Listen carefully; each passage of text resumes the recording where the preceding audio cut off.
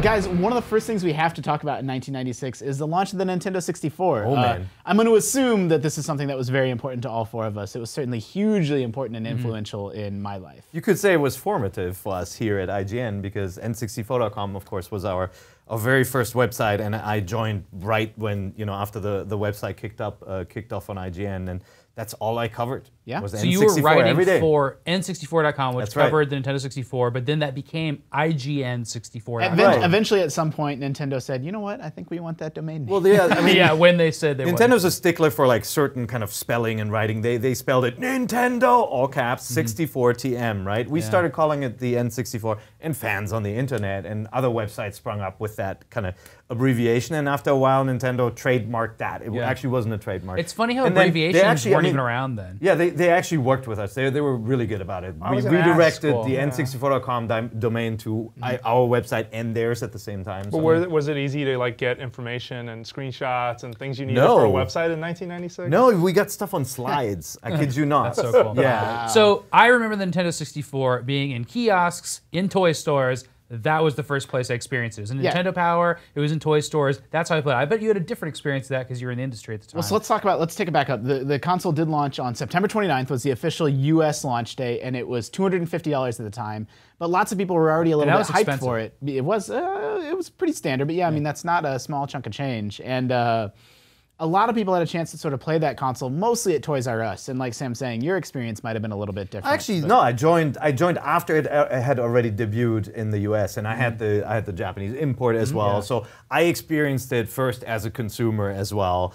Playing Mario Okay. 64. Yeah. But do you remember, like, it was also a controversy for me on the playground or whatever. I guess I didn't have, well, it was probably middle school. Little kid with a mustache. Yeah, Like, but teased. because it didn't come with a game. So even though it was Yeah. $250, it also didn't come with a Mario game. And like to have a Nintendo game without a Mario game was strange. Although the Game Boy had done that, but It's pretty standard now, although, obviously the Wii came with a pack-in console. Yeah. It's not uncommon to not get a game with a console now, but at the N64, right, it's $250, but it's not really $250. It's really more like $310, $320 to get, what you need And then to at actually least it experience. had a giant Mario game at launch, though. Right. Because that has not been standardized since then. Yeah. And like we had Mario World and Super Mario Brothers before that with Yeah. the big systems, but man, to get a massive Mario game to show off the new system, that was the way to do it. And I really missed that. And if you remember the time then, right? Like the moment, like you saw the PlayStation obviously was the hot thing, right? It had the CD drive and really kind of more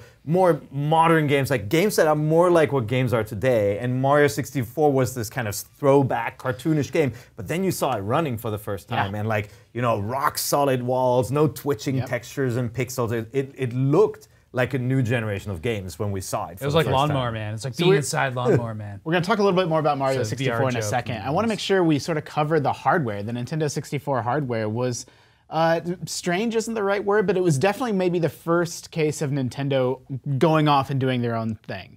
Everyone's going to go this direction, Nintendo's going to go this other direction. And in some ways it worked, and in other ways it didn't. I think it's really notable that it had 4 controller ports that became hugely important for games Not at like launch. GoldenEye later on. But at launch, it wasn't such a big deal. It had, ports on the top and the bottom to expand the console in different ways. That And one was actually used.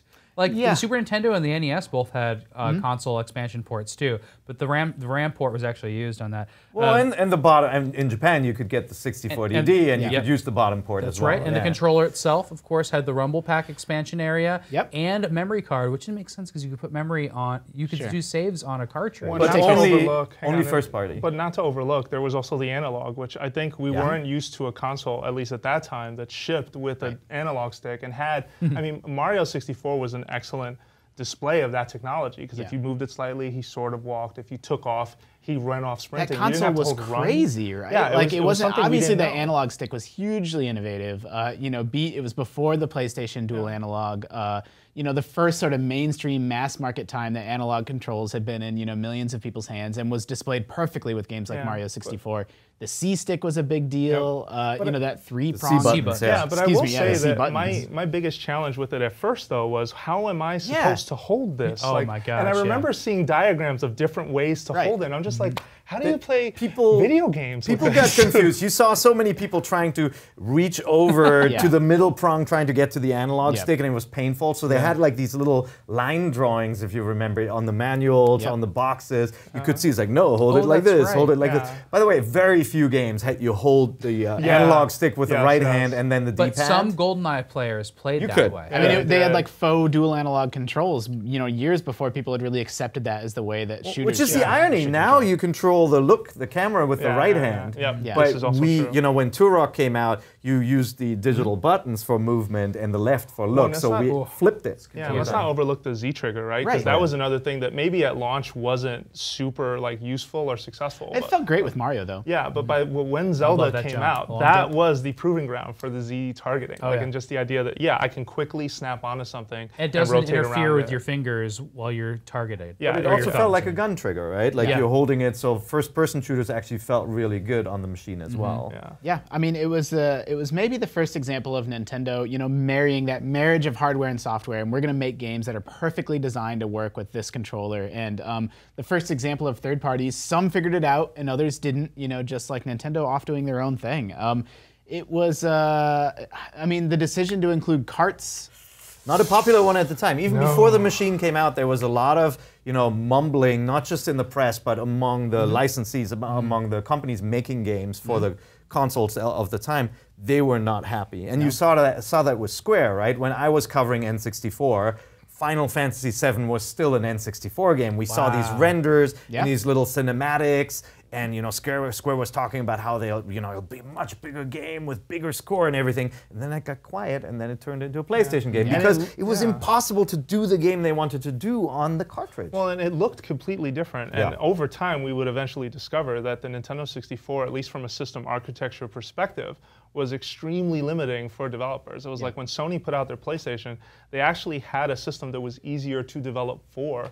At least history has proven that, given the volume of games that went on there. I don't think that was just because of the cartridge. It was also the system I mean, it's itself. a combination of things. Those carts are so expensive to manufacture.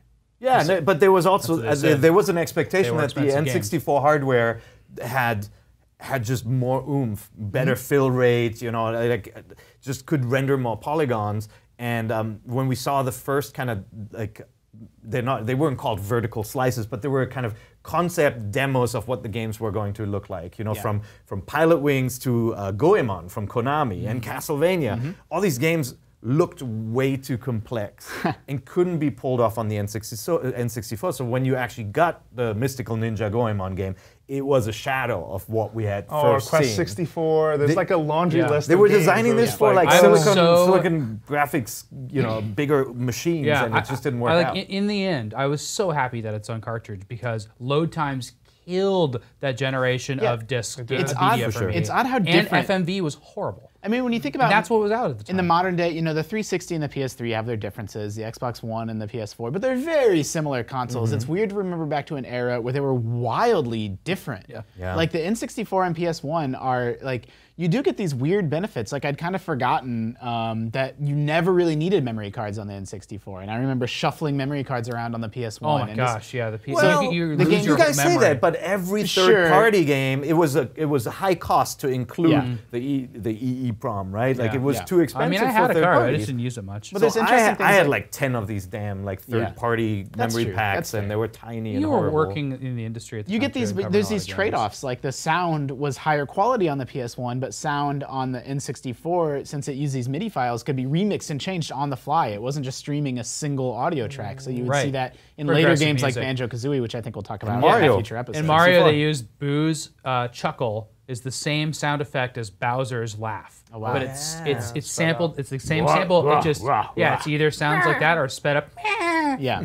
Nice. So the N64 was a modest success. It ended up being significantly outsold by the PS1, but at launch, that console launched incredibly Yeah. strong, and it actually held its own for a while, Yeah. and then eventually through the lens of time, And it the was able PS1 to would end up- react against the 32X, the Sega CD, and the PlayStation. Be like, let's not do that. Yeah. And that's really why it existed in such a weird way. Well, yeah, and to its credit, I mean, that system was Nintendo's third generation home console. Yeah. Like Yeah. they had made no mistakes up until that, at least in the home console space.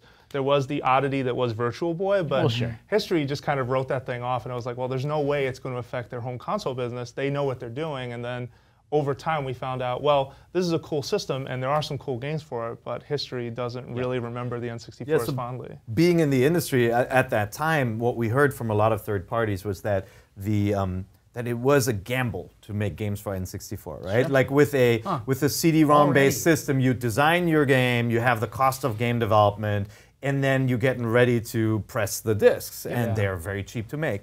What you had to do with the N64, you had to go through Nintendo. Nintendo had to manufacture the cartridges at 15 to 20 times the cost of a CD, but you had to actually put in an order for a certain set of carts. Right. So you had to take this gamble. You'd have to say, all right, Harvest Moon 64 will sell 100,000 copies, therefore I order 100,000 carts. If you didn't sell them, you had the expense and didn't make your money back. And so a couple of third parties, especially in Japan, went out of business because of miscalculations on the cartridge model. Yeah, I will say, just to go back to the hardware for a second, I don't remember a single home console that had so many different colors, so many different styles.